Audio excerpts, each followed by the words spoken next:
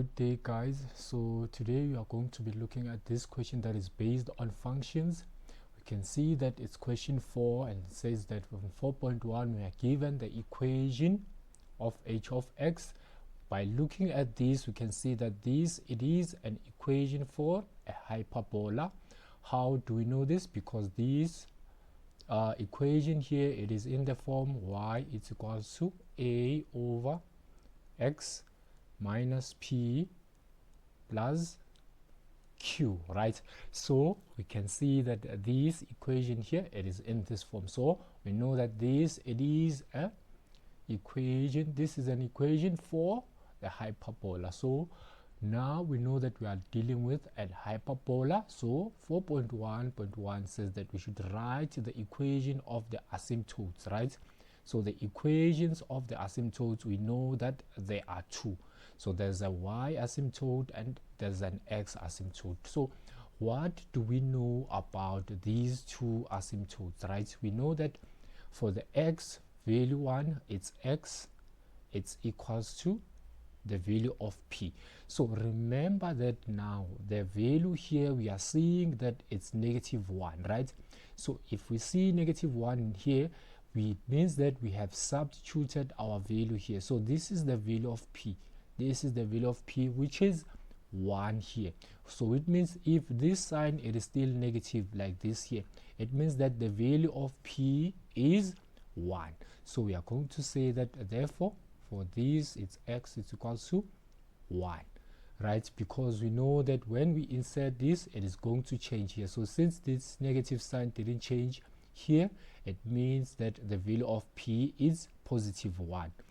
So now we go on further to finding the y asymptote. So the y asymptote, now we know that it's equals to the value of q. So with this one, the sign doesn't change, right? It doesn't change for this. So we know that therefore the y asymptote is equals to, it is going to be equals to 2. So nothing changes for the y asymptote here. So now let's move on to 4.1.2. so 4.1.2 here, we are told that we should determine the equation of the axis of symmetry of h that has a negative gradient. So first thing first, how do we actually find the axis of symmetry for a hyperbola? We know that we should use what? It says that y is equals to plus or minus, and then we say x here minus p, then we say here, when we go further, we are going to say that this plus q here. So looking at this now, remember what did we say? We have just discovered here, or said that the value of p here is 1, right? We know that if we see -1 here, it means that the value of p is just 1. So the sign, it is always opposite to whatever that we are seeing there. So we know that the value of p here is going to be 1. The value of q here, it's going to be equals to 2 because it doesn't change. So now let's take a look at something here. Remember the question, it says that we should look for the one that, or determine the equation that has what? A negative gradient. So we have two axes of symmetries for a hyperbola. So in this case, we are more interested on the one that has a negative gradient. So meaning that we are going to say that this is negative x minus p here plus q. So this is what we are more interested in. So we are going to substitute by the value of p and the value of q. So we are going to say y here, it's going to be negative x here minus the value of p. We said the value of p is 1. We are going to say 1. Then say q here. Then remember the value of q now, it's 2. So this is what we have now. We are going to say y is equals to negative times x. We are going to have negative x. Negative times -1, we are going to have +1. And then and then here we are going to have this 2 here, so that we have y is equals to, so remember 1 plus 2 is going to give us 3, so that we are going to have negative 3, negative x is equals to negative x here in this case, so it's equals to, so y is equals to negative x plus 3. So this is what we actually have here. So now moving on to our next question here, it says that we should sketch the graph of h showing the asymptotes. We should show the asymptotes. We know that the first things first, we should draw, then we should show the asymptotes and the intercept with the axis. So we have to do this, sketch the graph, we have to show the intercept and the asymptotes, right? So these are some of the things that you should have in our sketch. So now let's move on to our equation. We know that our equation is h of x is equals to negative 3, so it's equals to, let me just write the equation here. We are saying that, okay, we have 4.1.3. we know that this is h of x, it's equals to negative 3 here over x minus 1 plus q here. So what are we supposed to look for? In this case, we know that they said that we should look for the x and the y intercept, right? So we know that for the x and the y intercept, in this case, let me quickly erase this part here. This is going to be 2, remember? So this has to be 2, so we write 2 here. So worry about that. And then we have this, which is h of x here. We know that for y intercept,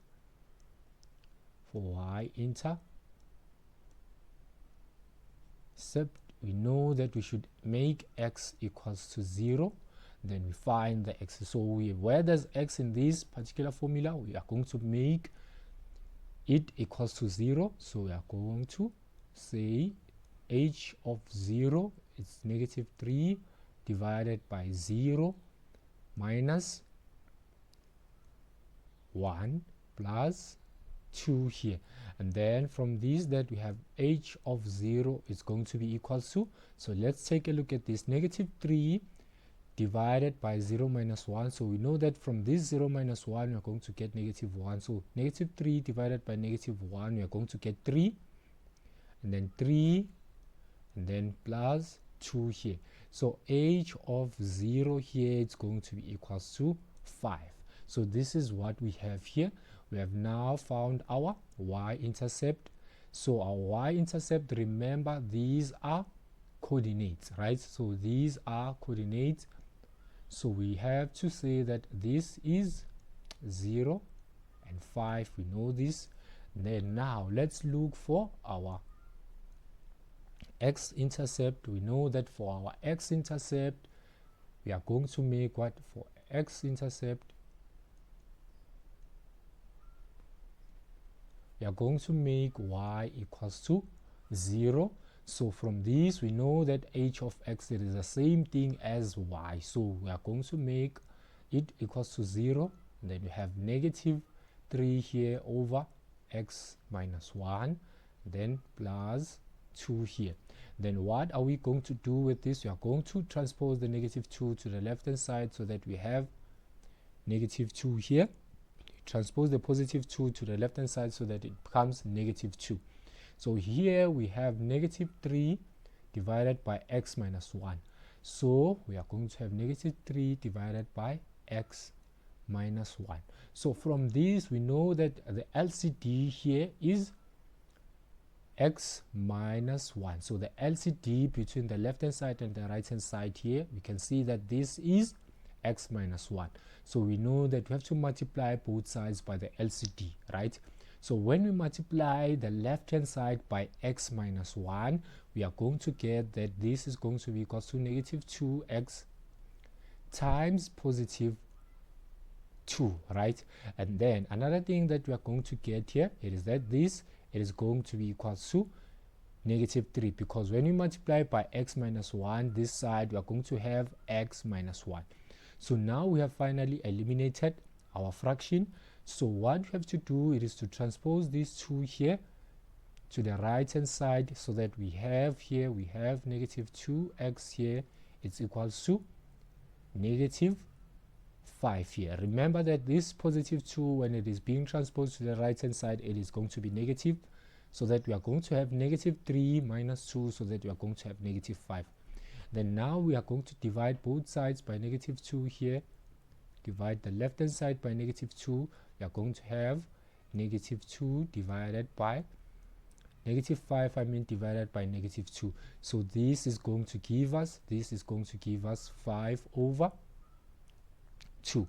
So meaning that the coordinates for the x-intercepts are 5 over 2, 0 here. So this is what we have. We have now determined our y-intercept. We have now determined the x and the y-intercept. So we know that now. Let's take a look at the question again. We have now determined the x-intercept and the y-intercept. Then now we know that we have already shown our asymptotes here, which is x is equals to 1. Also have another asymptote here, which is y is equals to 2, right?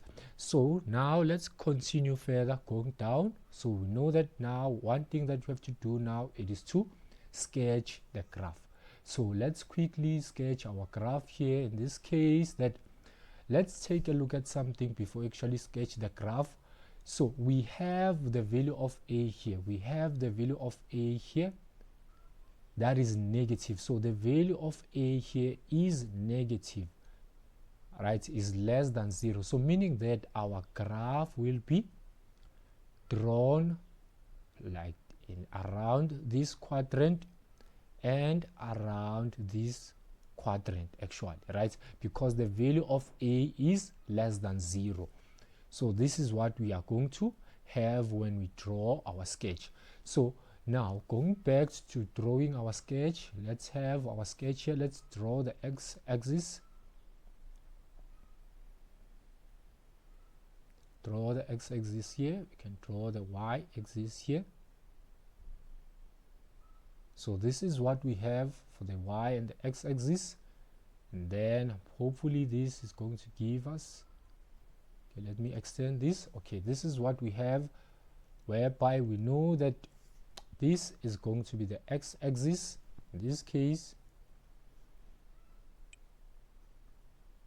So this is going to be the x-axis, this is going to be the y-axis, right? So the first thing that we have to do before we actually do anything, it is to show the axis, the asymptotes, right? We know the asymptotes are x is equals to negative 1 and y is equals to negative 2. So let's plot our values here. Say that x is equals to negative 1, so meaning that our asymptote will be along this line here. So it will be along this line here. Okay, so remember that it should be straight like this.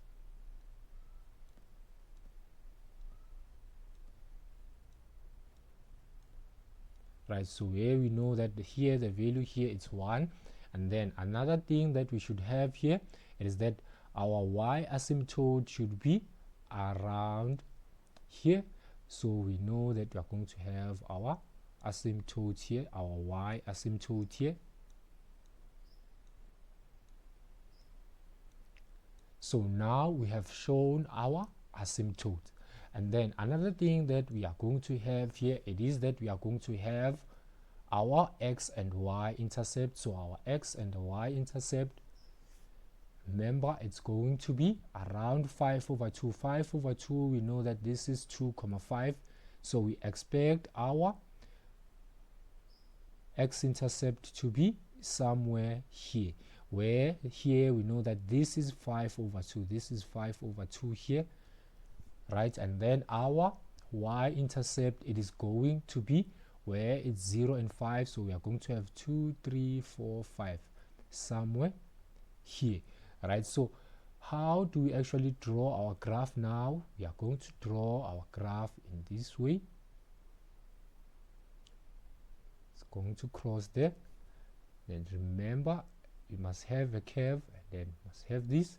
Then remember, our graph should not touch the y asymptotes. And then another thing that we are going to have here as well, we are going to have something like this here.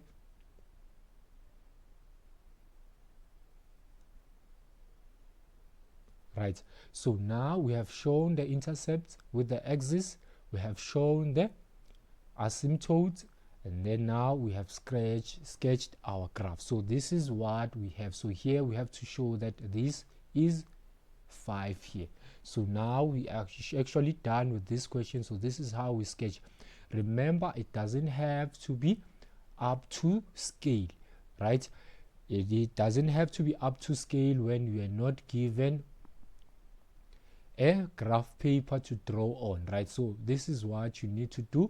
You just simply show the graph here, draw the asymptotes, draw your graph, and then actually show your x and the y intercept. So this is what you basically do for all the other graphs, right? So you should always show the x and the y intercept, and then always show the axis of symmetry when it is required, and always show these asymptotes when we are dealing with what? When we are dealing with an exponential